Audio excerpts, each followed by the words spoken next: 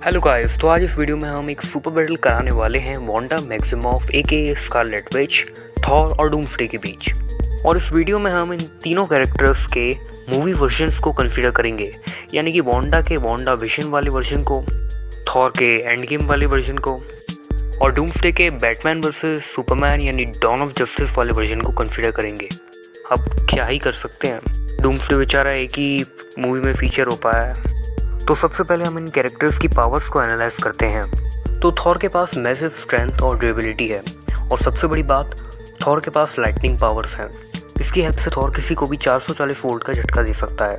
Thor के पास incredible इनवल्नरेबिलिटी भी है। थॉर के पास बाइफ्रॉस्ट समन करने की भी पावर्स हैं। थॉर का की वेपन है स्टॉर्म ब्रेकर, जो कि एमसीयू के मोस्ट ड्यूरेबल मेटल यानी उरू से बना है।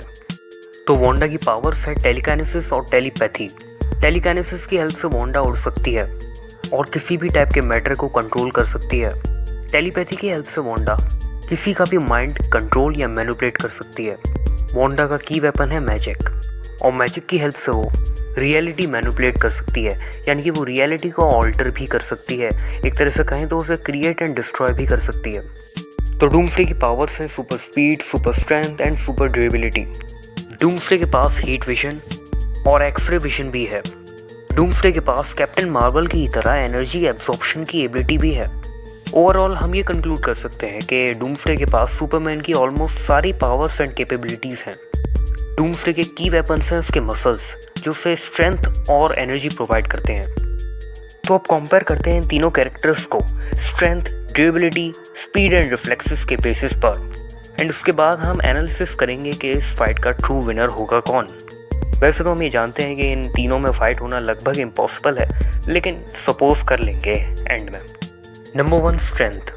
तो वांडा ने टेलीकाइनेसिस की हेल्प से थेनोस के जैसे बल्की बॉडी वाले टाइटन को लिफ्ट किया था, और जब थेनोस के पास 5 इन्फिनिटी जेम्स थे तब वांडा ने उसे एक हाथ से रोक कर रखा था।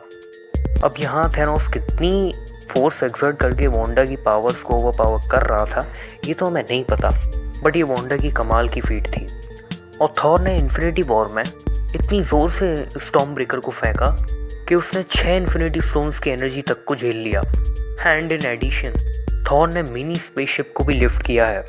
और डूम्सडे ने बीवीएस में कितना आतंक मचाया था ये तो तुम लोग जानते ही होगे अगर तुमने मूवी देखी होगी तो डूम्सडे स्ट्रेंथ के बेसिस पर सुपरमैन के ऑलमोस्ट इक्वल ही है, लेकिन अनटिल एंड अनलेस कोई किसी टाइप का एनर्जी प्रोजेक्शन ना हो, क्योंकि ऐसे में अगर कोई एनर्जी प्रोजेक्ट होती है तो डूम्सडे की पावर्स एक्सपैंड हो सकती है, यानी डूम्सडे अपने आप को और भी ज़्यादा स्ट्रॉन्ग बना सकता है।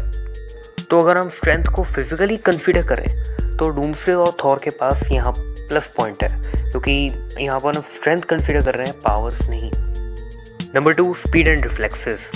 तो डूम्सडे इजीली एक बुलेट की स्पीड से ट्रैवल कर सकता है, और थॉर की स्पीड ऑफ साउंड के इक्वल है।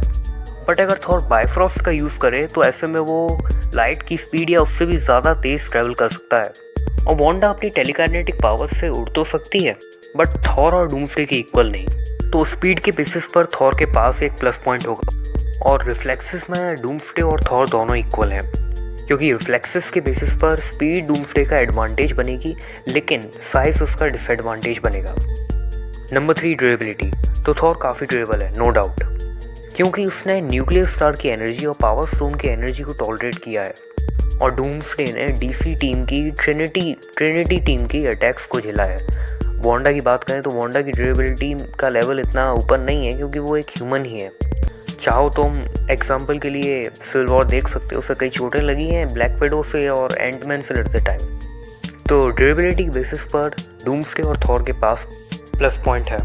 सो अब एनालाइज करते हैं और जानेंगे कि असली विनर है कौन। So let's assume a battle. Suppose करो पहले फाइट होती है थॉर वर्सेस डूम्सडे, यानी थॉर और डूम्सडे में फाइट होती है।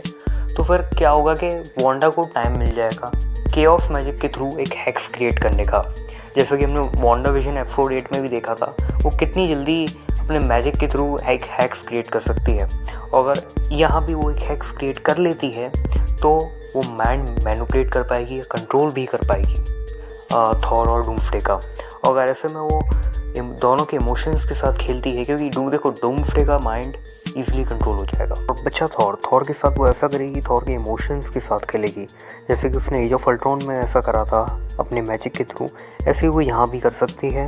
वो थॉर को डार्क फ्यूचर दिखा सकती है, बुरे बुरे नाइटमेयर्स दिखा सकती है, और थॉर को किसी तरह कन्विंस कर सकती है कि वो अपने आप को डीमोटिवेट कर ले और हार जाए इस फाइट को। लेकिन अगर एक दूसरा सिनेरियो ये है कि अगर मान लो थॉर बाइफ्रॉस्ट के थ्रू पहले ही निकल ले और अचानक से बाइफ्रॉस्ट के थ्रू आके वांडा पर अटैक करे, तो वांडा तो गई और उसके बाद डूम्सडे रह गया। वो डूम्सडे पर अगर लाइटनिंग यूज़ ना करके स्ट्राइक करता अपने हैमर से तो डूम्सडे को हराया जा सकता है।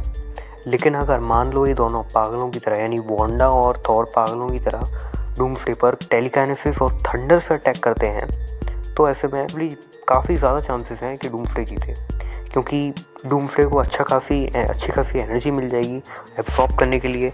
इससे होगा क्या, उसकी जो पावर्स हैं वो इंक्रीज़ हो जाएंगी।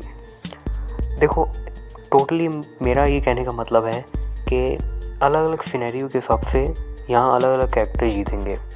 हम एक कैरेक्टर को नहीं कह सकते कि हाँ यही जीतेगा, सिचुएशंस पे डिपेंड करता है। आई नो एक विनर चूज़ करना इस बैटल के थ्रू काफ़ी ज़्यादा कंफ्यूजिंग है, इसलिए मैंने कमेंट पिन कर दिया है। अपने फेवरेट हीरो को वहाँ पर वोट मत करना, सोच समझ के ही वोट करना। और बाकी तो कुछ नहीं कहना था यार। चैनल पर नए हो तो सब्सक्राइब कर देना। वीडियो में अगर कुछ भी अच्छा लगा हो तो लाइक कर देना। मैं मिलता हूँ अगली वीडियो में, bye. Empty hearts and neon lights, they're playing with my mind. Gotta get up